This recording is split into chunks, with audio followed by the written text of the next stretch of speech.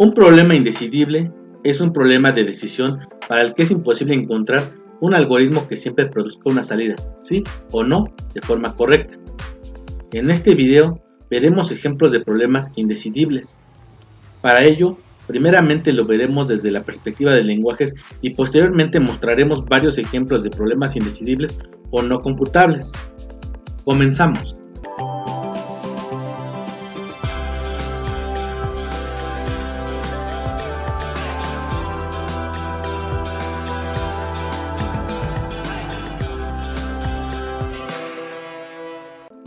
En el video de problemas computables y no computables mostramos la relación que existen entre ambos conjuntos de problemas. Se vio que tanto los problemas computables como no computables tienen asociados problemas de decisión de tipo abstracto. Posteriormente, estos problemas de decisión abstractos se pasaron a problemas de decisión concretos, los cuales definen lenguajes. Y así se tiene que aquellos problemas para los que existe una máquina de Turing que siempre se detiene si acepta o no una cadena, se les conoce como decidibles o recursivos, y si no sucede esto se les conoce como problemas indecidibles. De esta manera, un problema indecidible puede ser recursivamente enumerable pero no recursivo, o bien no recursivamente enumerable. Como primer ejemplo, veremos un problema que no es recursivamente enumerable. En el video de problemas computables y no computables, también mostramos que existe una infinidad de problemas, tantos como números reales, y de estos solo se pueden resolver tantos como números naturales.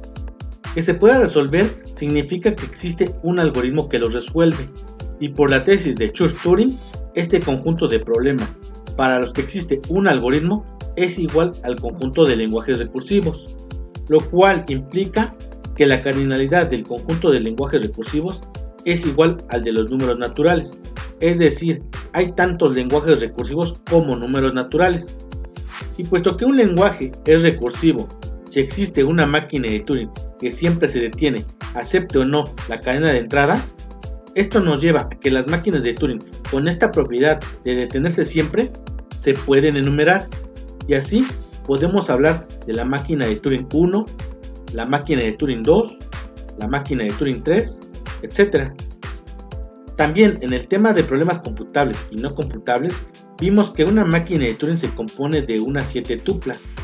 Esta 7 tupla que define una máquina de Turing se puede codificar en una representación binaria de tal manera que a cada máquina de Turing se le puede asociar una cadena binaria. Por otro lado, una proposición que se puede demostrar en teoría de la computación es que si sigma es un alfabeto, entonces sigma estrella es infinito numerable. Consideremos el alfabeto binario. Luego podemos enumerar todas las cadenas binarias, teniendo de esta manera la cadena W1, W2, W3, etc. Algunas de estas cadenas binarias tienen asociadas la codificación válida de una máquina de Turing. Sin embargo, esta asociación la podemos extender a todas las cadenas binarias de la siguiente manera. Si una codificación binaria no corresponde a la codificación válida de alguna máquina de Turing, entonces le asociamos la máquina de Turing que acepta el lenguaje vacío. Y de esta manera, a cada cadena binaria le podemos hacer corresponder una máquina de Turing. Y así, la cadena W1 corresponde a la codificación de la máquina de Turing 1, la cadena 2 corresponde a la máquina de Turing 2 y así sucesivamente. Una vez que ya tenemos enumeradas las cadenas y máquinas de Turing, nos podemos preguntar si la cadena W1 es aceptada por la máquina de Turing 1, o por la máquina de Turing 2, o por la máquina de Turing 3, etc. Lo mismo nos podemos preguntar para la cadena W2, si es aceptada por la máquina de Turing 1, por la máquina de Turing 2, o por la máquina de Turing 3, etc. Y así, para cada cadena, nos podemos preguntar si es aceptada o no por cada una de las máquinas de Turing. Esto es, en general, nos podemos preguntar si la cadena W subíndice J es aceptada por la máquina de Turing M subíndice K. Un caso particular sería preguntarnos si la cadena W subíndice I es aceptada por la máquina de Turing M subíndice I. Se define el lenguaje de diagonalización L subíndice D como el conjunto de cadenas W subíndice I, tal que W subíndice I no es aceptada por la máquina de Turing M subíndice I. Se tiene que el lenguaje de diagonalización es un lenguaje no recursivamente enumerable. Para demostrar esta proposición que omitiremos, se lleva a cabo mediante el método de demostración por contradicción. Ahora bien, existe una máquina de Turing llamada máquina de Turing universal que simula el comportamiento de todas las máquinas de Turing sobre un alfabeto de entrada dado. La máquina de Turing universal procesa pares ordenados de la forma M,W, siendo M la codificación de una máquina de Turing y W una cadena de entrada para M. El lenguaje que define la máquina de Turing universal se conoce como el lenguaje universal y se denota como L subíndice U.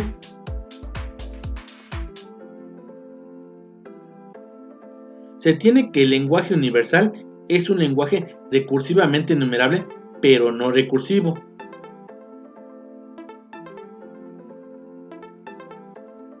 Observemos nuevamente el diagrama de Venn con el que comenzamos en esta presentación. Y en este momento hemos presentado un lenguaje que no es recursivamente enumerable y otro lenguaje que es recursivamente enumerable, pero no recursivo. Ambos lenguajes recaen dentro del conjunto de problemas indecidibles. Una máquina de Turing que define un lenguaje recursivo corresponde al concepto de un algoritmo. Si pensamos en un lenguaje como un problema, entonces el problema es decidible si es un lenguaje recursivo e indecidible si no es un lenguaje recursivo. La existencia o no de un algoritmo para resolver un problema a menudo tiene mayor importancia que la existencia de una máquina de Turing que resuelva el problema. Por otro lado, las máquinas de Turing que no garantizan detenerse si la cadena no es aceptada no nos proporcionan suficiente información como para concluir que una cadena no pertenece al lenguaje, por lo que, en cierto sentido, no resuelven el problema. Por lo tanto, dividir los problemas o lenguajes entre decidibles e indecidibles suele ser más importante que la división entre lenguajes recursivamente enumerables y lenguajes no recursivamente enumerables. De esta manera, en lo que sigue nos enfocaremos únicamente en mostrar algunos ejemplos de problemas indecidibles, y el primer ejemplo que veremos es el problema de la parada. El planteamiento del problema de la parada consiste en lo siguiente: existirá un programa o función al que llamamos termina, que tenga como entrada un programa P y una entrada X para P, de tal manera que termina decida si P se detendrá o no con X. Esto es, si P se detiene con X, entonces que termina nos devuelva un valor verdadero o bien 1, y si P no se detiene con X, entonces termina nos devuelva un valor falso o bien 0. Supongamos que tal función termina existe, y aquí tenemos su pseudocódigo. En el video de problemas computables y no computables, vimos la función Fermat que intentaba buscar la terna de enteros positivos que cumplieran la ecuación del último teorema de Fermat. Si la función termina existiera, entonces al pasarle como argumento la función Fermat con entrada n igual a 1, termina nos arrojaría como salida un valor igual a 1, es decir, que si se detiene la función Fermat con entrada n igual a 1. Si a termina le pasamos los argumentos Fermat y n igual a 2, también nos arrojaría como salida un valor 1, ya que en este caso también existe una solución para la ecuación.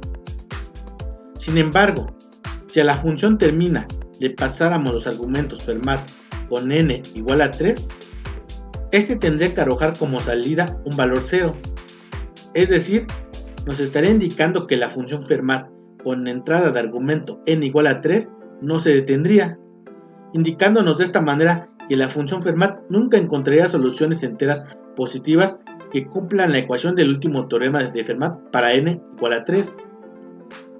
Lo mismo sucedería con n igual a 4 y en general para n mayor o igual que 3. Lamentablemente, tal programa no existe. Este es un ejemplo de un problema indecidible. Otro problema indecidible es el problema de la serpiente, que consiste en preguntarse si podemos conectar dos puntos en el plano mediante teselas que tengan el mismo color adyacente. Por ejemplo, si tenemos estas tres teselas y los puntos en el plano A, B, en este caso, sí es posible conectar estos puntos mediante las teselas cuyo color adyacente es el mismo. Sin embargo, en general, es imposible saber si se pueden conectar o no. Otro problema indecidible, que es muy parecido al de la serpiente, es el problema de las baldosas, que consiste en preguntarse si el plano se puede teselar mediante ciertas baldosas de tal manera que sus lados adyacentes tengan el mismo color. Por ejemplo, si consideramos estas 4 baldosas, pareciera que posiblemente sí podemos teselar el plano. Sin embargo, recordemos que es un problema indecidible y a ciencia cierta no sabemos si realmente podemos teselar todo el plano con estas 4 baldosas. El siguiente problema indecidible que mostramos es el 10º problema planteado por Hilbert en 1900 de una lista de 23 problemas matemáticos.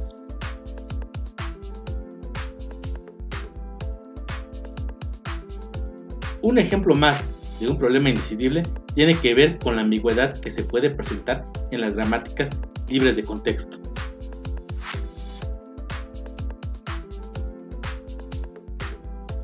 El último ejemplo de problema indecidible que presentamos es el problema de la correspondencia de Post.